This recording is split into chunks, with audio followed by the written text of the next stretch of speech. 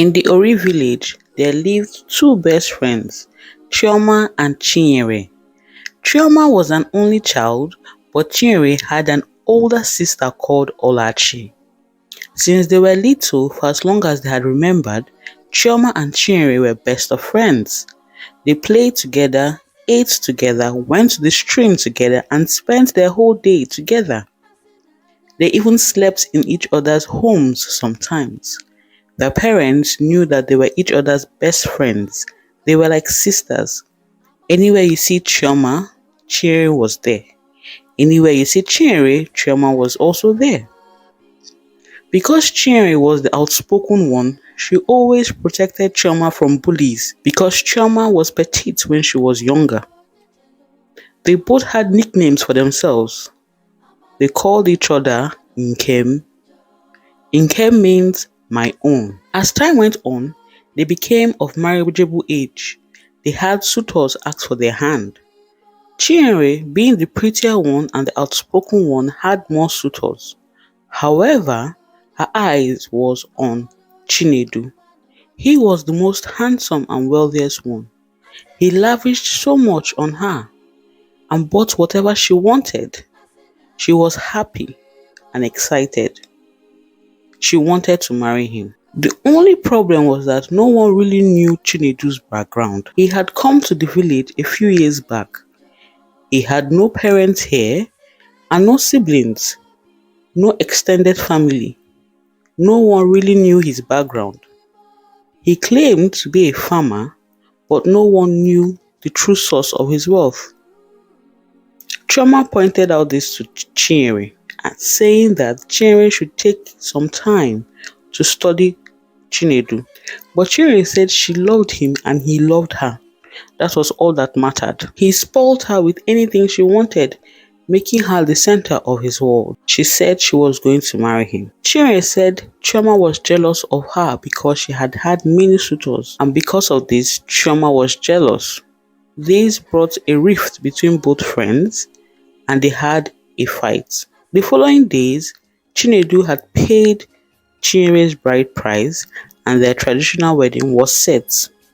On hearing this, Chioma stood up and went to Chinyere to squash their beef. If Chinyere's parents had accepted Chinedu, who was she to say no? So, Chioma and Chinyere became best of friends again. After the wedding, Chinyere took Chioma to her new home, her husband's home. It was so big, it had so many rooms, and Chioma was amazed. Chinyere showed her around the house. They came upon a locked door, and Chioma tried to open it, but Chinyere told her not to, that her husband has told her not to go into that room. Chioma was surprised, but she left it.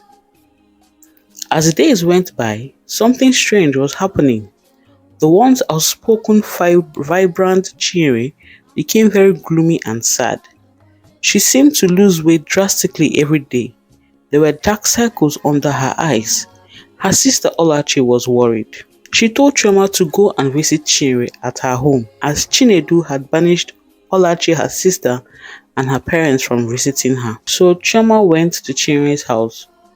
Once at the entrance, she called out to Chinyere, but no one responded. Then she went into the house. She saw Chinyere sitting on the stool, looking blankly at nothing. It seemed that she had lost so much weight, and she was becoming a shadow of herself. Chioma called out to Chinyere, but Chinyere did not respond. Chioma got closer and said, "Nkem, it's me, Chioma, your best friend." But still, Chinyere did not respond. In fact, up to now, Chioma did not notice that Chinyere did not even acknowledge her presence. She didn't even turn her head. From her peripheral vision, Chioma saw a black shadow coming towards her. It had red eyes. Then she turned immediately out of fear to see what it was, and she saw Chinedu. He looked very angry and in fact had an evil look. He shouted, "What are you doing here?" And Chioma said, I came to visit my friend Chinere. I haven't seen her for months. And Chinedu said, get out of here. You can see that Chinere is fine. Because Chinere did not step in or speak up, Chioma had to leave. Chioma went to Olachi and Chinere's mother and told them what she had witnessed. Chinere's mother was crying. If she had known, she wouldn't have allowed her daughter to marry Chinedu. Even if she was sick, why wouldn't he let her family come to take care of her? It was Chinere's father that said they had to go to the oracle. The oracle will advise them. Once there, the chief priest told them that what Chioma had seen was an efu. Chioma's father asked, what is an efu? The chief priest responded and said, an efu is an empty shell. It is the body of a human in the living world while the spirit has been banished into limbo. If the spirit and the body is not reunited, the body will perish and fade away, and the spirit will not be able to ascend to its ancestors. Upon hearing this, Chinere's mother started crying. Chinere's father asked, what is the solution? What can we do? And the chief priest said, this type of magic is very powerful. It's very evil. To break it, you have to break the mirror that traps the spirit. But it's difficult. You have to find the mirror.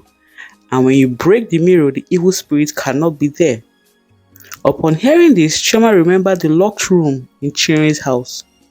She spoke out and said, I have a plan. The next day, Chinere's father invited all the men of the village to come for a meeting. He specifically asked that Chinedu attend the meeting. Once all the men were gathered in his compound, Olachi and Chioma went to Chinedu's house. Once there, they saw Chinere at the same spot as if she had never moved. If it was even possible, she had lost more weight. She looked like a skeleton. Olachi shouted, Chinere, it's me, your sister.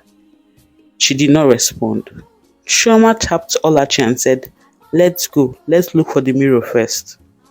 So they searched the whole house. They came to the locked room, and because it was locked, they had to break it open.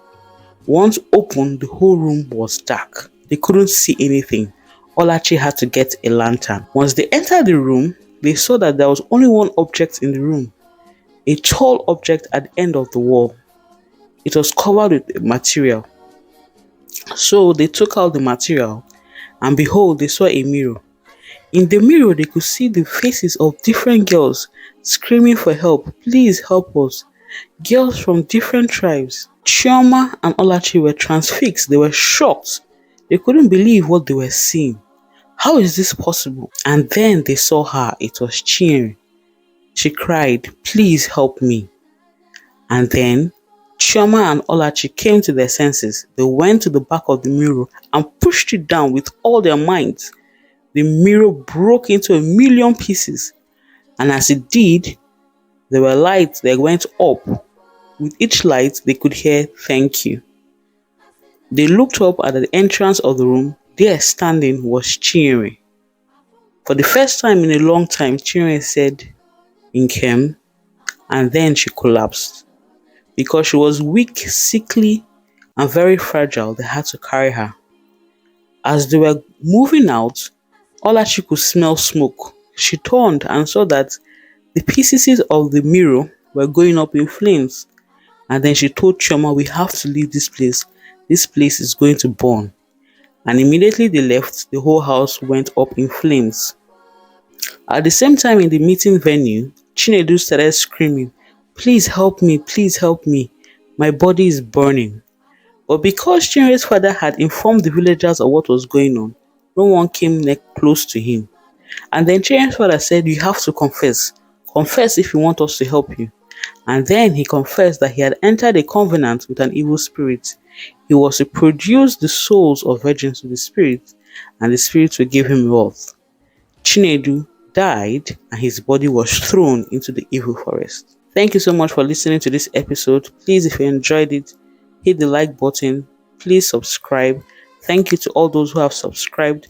Until next time, goodbye. n'anya na-afụ ime obi